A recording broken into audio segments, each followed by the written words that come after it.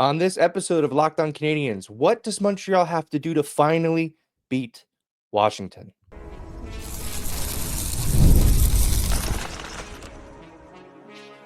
You're Locked On Canadiens, your daily podcast on the Montreal Canadiens, part of the Locked On Podcast Network, your team every day.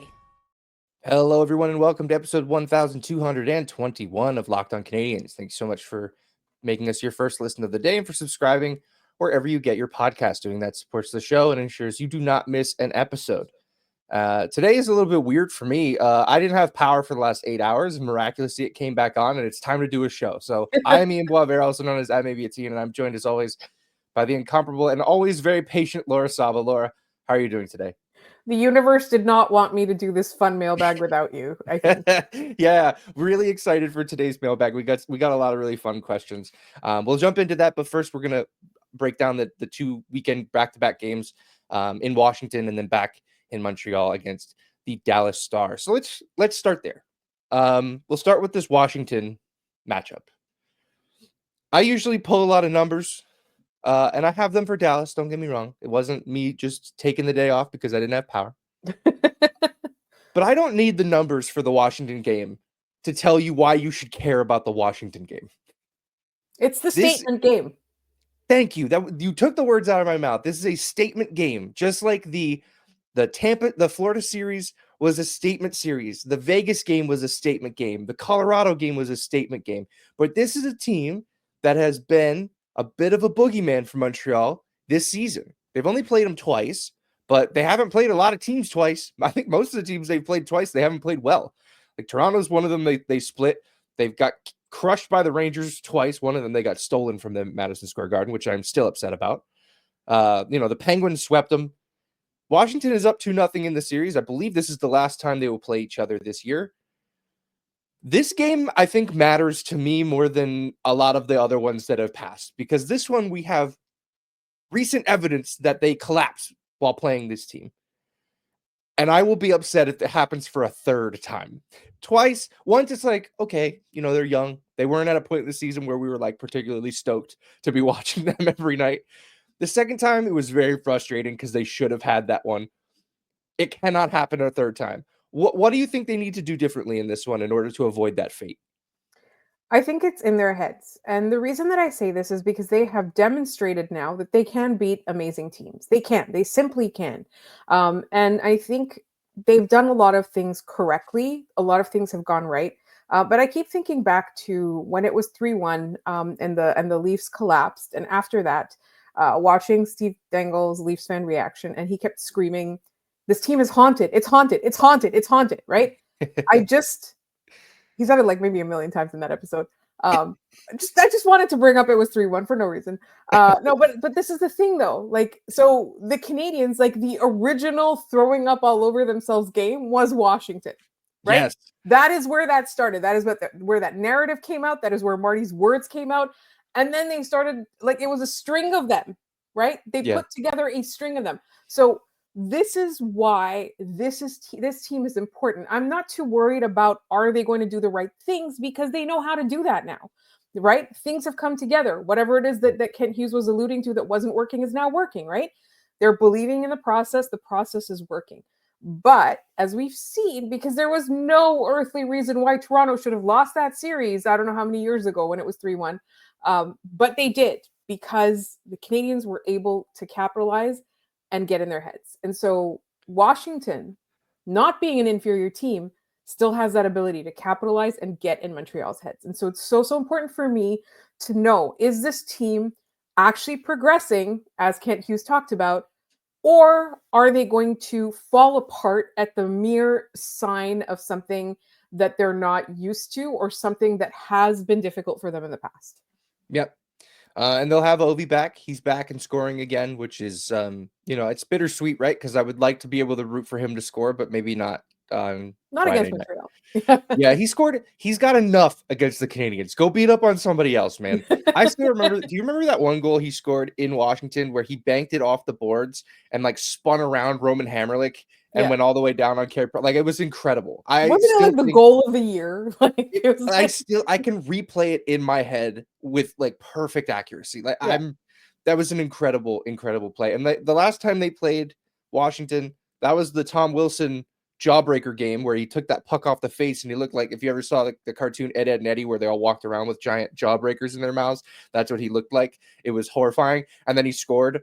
Like it was just that shouldn't happen, but that's what sports is. Anything that like increases the mythology of Tom Wilson in my mind is bad. It's bad. That's the thing. He's having an incredible season, Tom Wilson. And I know this because he's one of the only good players I drafted in fantasy hockey this year. Really enjoyed the Tom Wilson experience as an impartial observer, during games. But when it comes to fantasy hockey, pretty like how many times I get the notifications like big night, he's had 2 goals. I'm like, Tom Wilson, which is there a different one that I drafted? So yeah, that game on Friday, we know that Dobish is getting that start. We know that Patty Laine and David Savard will not be there. They're not making the trip to Washington. However, they have not been ruled out for Saturday. They both practiced in full with the team in Broussard before they took off for, I almost said Dallas, Washington. So it seems like they're both nearing a return, which is good news. People with the whole Laine thing, with him still being sick, guys, like go to work, go to your jobs, and tell me how many people there are sick and how many of them you wish were staying home. So don't freak out about that. Key to that game, protect the puck. Do not throw up all over yourself. That's the goal for me. Anything else from you on that one? Yeah, obviously, try to contain Ovi. Try. Yeah, try is the operative word there. I do think it's funny now. We talked about in the mix. Now there's like throwing up on themselves. Like there's so many lines from this year. We've been blessed with the lines. Like was it last year or the year before that Marty was talking about Slav like ways? Like your directions may change. You might hit traffic. Like he used the whole ways metaphor. I always thought that was funny. All right, then Saturday night, right back at the Bell Center because the NHL schedule makes no sense. The Montreal Canadiens are hosting the Dallas Stars less than a week before they will jump on a plane themselves and head to Dallas to play the Stars there. The Stars are 25-13-1 for 51 points, third in the Central Division, 10th overall in the NHL. They last played against the Rangers in a crazy game. The Rangers were up 3-0 in that game. And the Rangers did what the Rangers have done all year, which is not be very good at hockey, and they lost that game 5-4. I should say Dallas won that game 5-4. Let's see. Let's take a look at some. I'm still trying to pull these numbers. Matt Duchene is their leading scorer. I'm learning this with you guys now. How many times this year have you asked yourself, is that where Matt Duchene is now? Well, so I mentioned fantasy hockey. I would like to now point out that I traded Matt Duchene earlier in the season for Alex Lyon, which was not a good trade. So egg on my face. Jason Robertson, 32 points in 39 games, only 10 goals though. So that seems down from him. Rupe Hintz only has 25 points, but 18 of them are goals, which is kind of incredible for him in Dallas. Looking at their special teams penalty kill, 84.7, very good. Power play below league average at 16.8. So looks like Montreal may be able to withstand their penchant for taking way too many penalties, but their power play may have a tough time scoring in that one. What are your thoughts on this matchup with Dallas? I think Dallas is a good team. It's not as good as I thought they were going to be at the beginning of the season, but teams like this have a way of really coming together the closer you get to the playoffs and then really making noise. I feel like the second half for Dallas is going to be really important. So I think the Montreal Canadiens really need to. They have to take it seriously. They're going to be on the second night of a back-to-back. They can't use up all their energy in the first period and then fade away in the second and third. They need to be even. And the best way to do that is not to take a million penalties, which I know we just talked about Dallas being below league average. I just think that the Canadiens need to do their utmost to put themselves in a good position. And Samuel Montembeault has to bounce back from the last game he played. Yeah.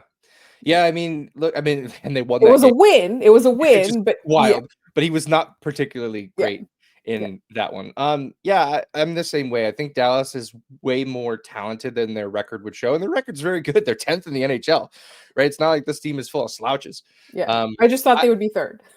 Yeah, exactly. I mean, I always look at them like the last few years. I've looked at them as like a sneaky Stanley Cup pick. Like they just seem to have the roster to be able to pull that off. I'd like to see that team get back to a cup, rather soon if they could. Unless it's Montreal coming out of the East, then burn Dallas. I do not want to see it. Then absolutely not. No, thank you. Yeah. Any closing thoughts on that Dallas matchup? No, I just, I think it's the second night of a back-to-back, so there's no guarantees, right? And there's travel. I hope that that Laine is feeling better for that. Yeah, and David Savard. Let's say And David Savard too. Although I've loved Jaden Struble as of late, so that might be tough to kind of put him back in the lineup, even if he is healthy. So I really like that physical play. Yeah, no, he's been great. All right. When we come back, we're going to jump into our mailbag, and we're going to ask ourselves, or someone did ask us, what does a Laine extension look like? And we'll get into that in just a moment. From big upsets to game-winning drives, the NFL playoffs are better with FanDuel, because right now new customers can bet $5 and get $200 in bonus bets guaranteed. That's $200 in bonus bets, win or lose. The FanDuel app gives you everything you need for live bets, same-game parlays, and so much more. With the playoff field lock, it's time to start thinking about who can win it all this year. Maybe you like the Chiefs to three-peat at plus 350, or on my Commanders or Chargers to shock the world at plus 3,500. Hey, a guy can dream. Just visit FanDuel.com to join today and get started with $200 in bonus bets. That's FanDuel.com. Make this playoff season unforgettable with FanDuel, an official sportsbook partner of the NFL. All right, we are back. And it is Friday, which means it is time to jump into the mailbag. Let's start with the question I teased before we went to break there from Francis Tardif. Oh, I'm sorry. No, that is not the correct one. Hold on. I have to find this. There we go. It's actually from Mouse of the West. Francis, we will get to your question in a moment. Assuming that Laine plays half of the remaining days of the season, what is a reasonable contract extension for him? So, obviously, we're starting to see that maybe Laine may miss some time with illness, or he missed the rest of that game against Columbus with a re-aggravation of an injury. But let's play this out as Laine stays healthy and continues to contribute at the rate that we kind of hope that he does. What are you thinking for a contract extension? He's eligible for one this summer, with only 1 year left on his deal, and there's not really a lot of chatter about it right now. What are your thoughts there? I think he was probably traded here with the understanding that this was going to be some time. There was going to be some time, and he's going to, see how it works. He might not want to sign here, but there needs to be a feeling out period for himself and the team. And I don't think that he's played enough games for that, although he has been around the team enough. And, I think it's probably, you're probably going to be able to tell if he's gelling, et cetera, if he's an off ice fit.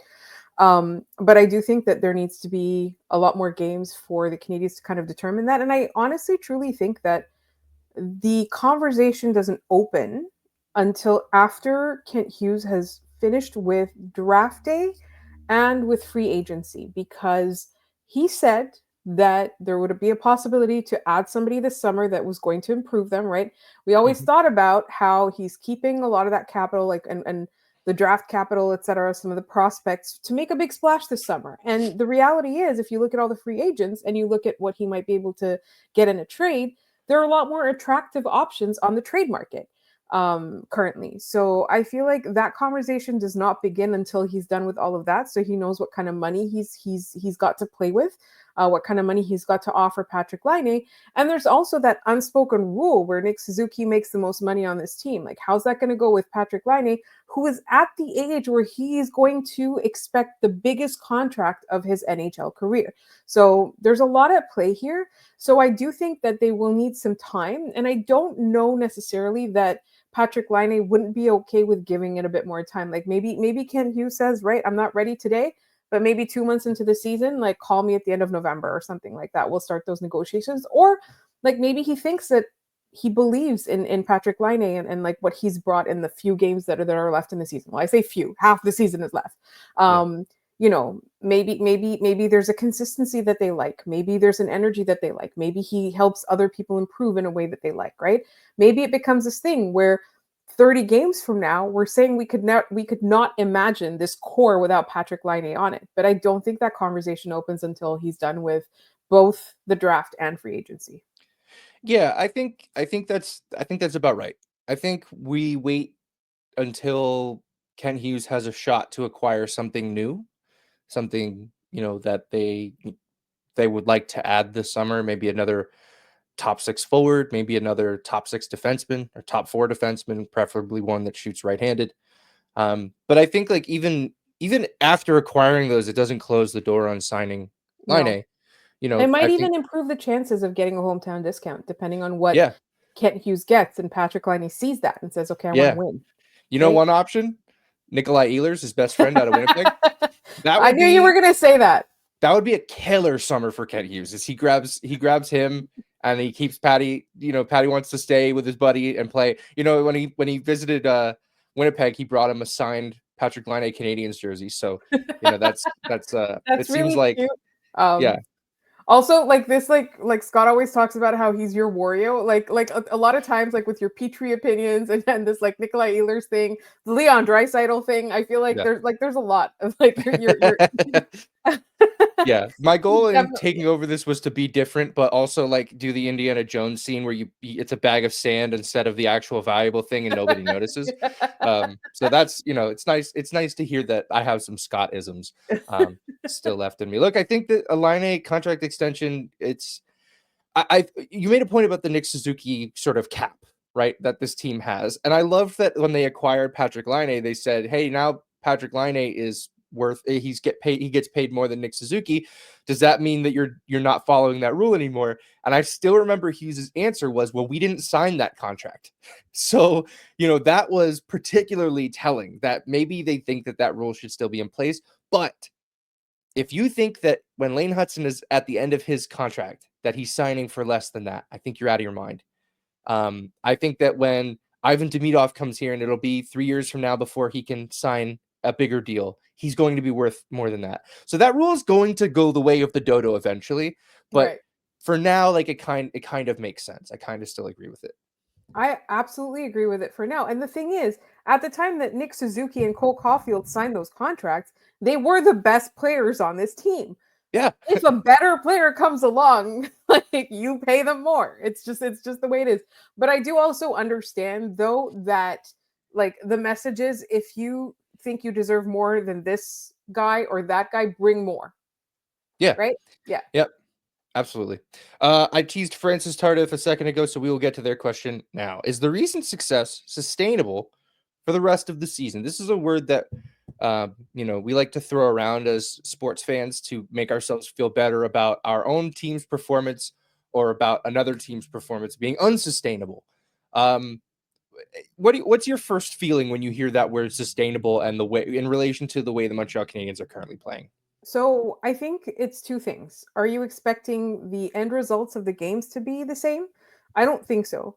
Are you expecting the good play to continue? Yes. So I think the way that they're playing, if you're considering success being the way that they're playing, getting better every game, surprising us all the time, I think that is sustainable because the reasons that they were not doing so well are now moot, right? They've gotten used to the system, they've gotten used to each other, the chemistry is better, whatever it is, the bad elements are gone, all of that kind of stuff, right? And the team is also like, if something's not working, the coach or the GM is going to do something about it, right? Get something out, bring somebody else in. So I think that part is sustainable. But if you're expecting them to win, like Kent Hughes said it in his press conference, like, do I think that every 10 games they're going to win 8? Probably not.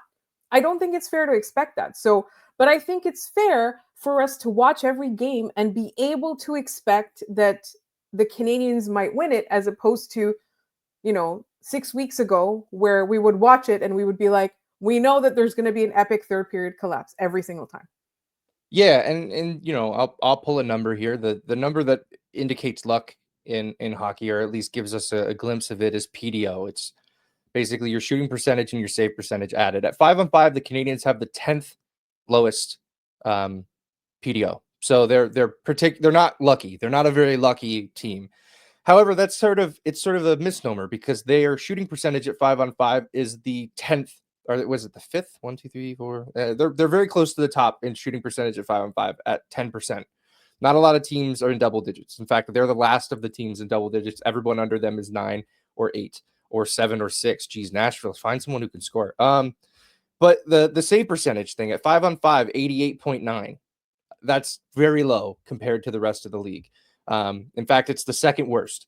So that's sort of where their luck can come from. You would think that as their shooting luck probably dips a little bit. Maybe their goaltending gets a little bit better, especially with Dobish here now, and it's not Caden Primo stinking up the joint. I think that's important to keep those two things in mind, because those are the stats that determine games: how well you're shooting and how well your goalie can stop the puck. At the end of the day, that's what's the line? Hockey should just be called goalie. That's that, and it shows with the Canadiens early on this season. They struggled, and a lot of it was because of Sam Montembeault had great nights, and he had some bad ones too. And Caden Primo had some bad nights, and that was about it. So I think that it is sustainable, even if the way that it is sustainable changes between now and like the trade deadline. Maybe their shooting goes a little cold, but hey, Dobish is still standing on his head, and Montembeault has figured out long-term success. Yeah. I do want to throw out another line before we go to our next segment. I think the line is the Jack Adams should be won by the goaltender. It is. Yeah, it's incredible. I mean, the Jack Adams is just worst team, best result, right? That's what that team is. Wow, look how good this bad team was. It must have been the guy behind the bench. Like, that's always what that award is. And that guy always gets fired really soon. So Marty, please do not be nominated or win this award. Thank you. All right. We are going to head into our final segment where we're going to keep going through your mailbag questions. And we have a very fun sort of what will happen first question. And I think it's very interesting, and we'll get into that in just a moment. I love going to live events, whether it's sports, music, theater, or comedy. One of my favorite memories was attending a concert last year. The energy and excitement were unforgettable. Now Gametime has made it even easier to get tickets for your favorite events with their new feature, Gametime Picks. This feature filters out the fluff to show you only incredible deals on great seats, so you don't have to waste time searching through thousands of tickets. Recently, I was looking for tickets to an upcoming Canadiens game using the Gametime app, and with Gametime Picks, I found amazing deals and could even see the view from my seat before buying. The super deal was particularly impressive, offering great seats at unbeatable prices. Plus, the app's all-in pricing shows the total cost up front with no surprise fees at checkout. Take the guesswork out of buying tickets with Gametime. Download the Gametime app, create an account, and use code LOCKEDONNHL for $20 off your first purchase. Terms apply. Again, create an account and redeem code LOCKEDONNHL for $20 off. Download Gametime today. What time is it? It's Gametime. All right, we are in the home stretch here, and we're sending our lovely listeners off into the weekend with the closing of our mailbag. Amelia Pond on Blue Sky sent us one of my favorite questions we've gotten in a while, because now I have something to watch for. I've got another one. I think today we got two questions that were just made us giggle with delight. Yeah, there's so many of them. Oh, I don't think I have that one on my phone. We'll do that one next, the one that you have. That one was incredible. Amelia Pond asks, what happens first? Dobish plays against a mid/mediocre team. Dobish plays at home. Marty shaves. Marty calls a timeout in the first 40 minutes, or Laine scores 5-on-5. I think this is an incredible question because I'm stumped. I don't know that I have an answer that I feel most confident in. Was there one there that stood out to you? Well, my theory is that the Montreal Canadiens are in our walls and listening to us, because every time we call them out of something on this show, they end up doing the opposite or doing things on purpose. So I believe that Martin St. Louis will call a timeout in the Washington game before he's back and before Patrick Laine is back in the lineup with a chance to score on 5-on-5. Because the other two things, like the goalie related things, we already know who's playing this weekend. So yes, I believe that the timeout thing will happen first because Marty St. Louis is in our walls. Yeah. And I mean, that might happen. I think though, I don't want that to happen though, because that means that something is going wrong. And that makes me sad to think about. I don't love it. I think I'm going to go do it to toy with us. Yeah, for sure. I think I'm going to go with Laine to score at 5-on-5. My reasoning for that is that Laine has more goals against the Dallas Stars than he does in his entire anybody else in his career. If he plays Saturday, which is still an if at this point. It's still up in the air. But if he plays Saturday, there's a very good chance that he scores. And I'd like to believe that it is at 5-on-5 because only 6 of those 19 or 7 of those 19 that he has against the Dallas Stars are power play goals. So I think that is a good shot for him to do that. So put me down for Laine scoring at 5-on-5 on Saturday. All right, Laura, you have the next question. Yes, it is from our good friend Boondoggle. And the question is the ideal season for the Habs to steal the final playoff spot from the Sens on the last day of the season? And I myself, Ian, cannot answer this question because this is a family-friendly show. When I read this, my first thought was, and we did a whole segment one show about this season of the Montreal Canadiens. I believe it was the 06-07 Canadiens, where they ended the season with that game against the Toronto Maple Leafs, where Montreal needed a point to get in, and Toronto needed a win and help. And Montreal, they got a natural hat trick from Michael Ryder, and they blew the game. And the Maple Leafs won, and they celebrated like they won the Stanley Cup. And then the Islanders won the next day against the Devils, ensuring that they didn't make the playoffs. I want to see this. I want to see Montreal going into that final game, and Ottawa is watching and waiting and wants to see what'll happen. And Montreal scores, and they win in overtime, and it ends the Sens season. I would hope that maybe Montreal would be in by before that. That would make me feel a little bit better. But if both happen on the same day, that's also tight. Like, I think I'm cool with either one of those. Yeah. Or it could be like the Habs putting the nail in the coffin. Like maybe the Habs, like they're already in, but they put the nail in the coffin for the Sens. But I think the Habs actually taking it is really funny. Yeah. No, I think so too. All right, let's do Andrew G. First, he asks Lane Hutson, ? Which the answer is yes. Thank you for asking. If the scoring race continues the way it does, what are Hutson's chances at a Calder? We've kind of answered that already, but the second part of this I think is interesting. Are his chances downplayed because he's a D-man, or does that boost his chances if his scoring paces with Celebrini and Michkov? Your thoughts? I think it boosts it if he stays on pace with them, or if he scores more points overall than them. Obviously, Michkov is quite a big story this year, and with the Sharks too. I mean, they're not good, but he's so good that it's worth watching, right? So all eyes are on him. He's the guy this season. And Michkov is a more interesting narrative, obviously, but I really feel that the Canadiens at this point have made enough noise for other people to start paying attention. Right? I don't blame anyone for not paying attention up until the end of November. But at this point, if you are covering hockey and you're not paying attention to the Montreal Canadiens after all that they've done, it's really a detriment, to your ability to cover hockey. Yeah, and I think a lot of that first of all, I wholeheartedly agree. I think if he keeps pace with those players as a defenseman, he should win it in a walk. Now, will he? That's a different question, because I think, you talk about if you're not paying attention, it's on you. That's true to a certain extent. The other part of that is if you're not paying attention, it's probably because he's not on your TV. In the States, I think since the broadcast deals went to ESPN and to Turner, like TNT, I think the Canadiens have been a nationally broadcast game one time, and it was an accident. I don't think it was like something that was supposed to happen. It was that game they played in Tampa a few years ago where I think they went to a shootout, and there was like nobody playing for Montreal in that game because they all got hurt or sick or something. That was the game. Yeah. So like, to me, that's what I'm looking at as far as like, can Lane Hutson do it? He just doesn't have the national exposure in the States. In Canada, absolutely. Every week he's playing a national game on Saturday night. So it's a little different. So last question of the day. Also Lane Hutson. Man, the Lane Hutson hype is so real, and it's great. Randy Hansen asks, is Lane Hutson a top 10 pick if this draft was to be redone? Statistically, yes, easily. He is already the 4th highest scorer in that draft class. The only people above him are Pavel Mintyukov out of Anaheim, Logan Cooley out of Arizona / Utah, and Juraj Slafkovsky still leading the way at first in the draft class. Yes, he going away is, he should be a top 5 pick. Like it's not even a question of top 10 to me. Like, I think if teams had another shot, they would realize we're being really stupid for overlooking this kid because he's small. Yeah. And the thing about that too is that he was small, but he didn't just play big. He talked big, right? Yeah. And you look at the unassuming, what do you call him? The Victorian child? Yeah.